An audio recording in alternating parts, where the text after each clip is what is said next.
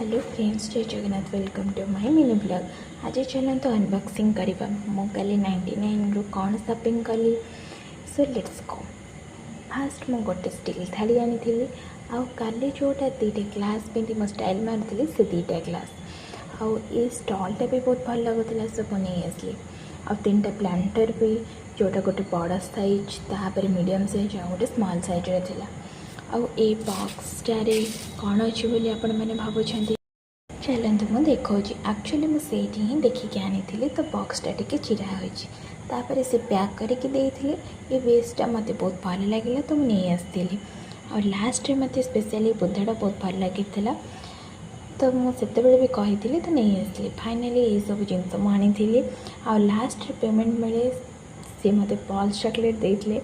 केमी लगे भिडियोटी आपण मैंने निश्चय कमेंट माध्यम जनइबे। वीडियो भल लगे सब्सक्राइब निश्चिंत करेंगे।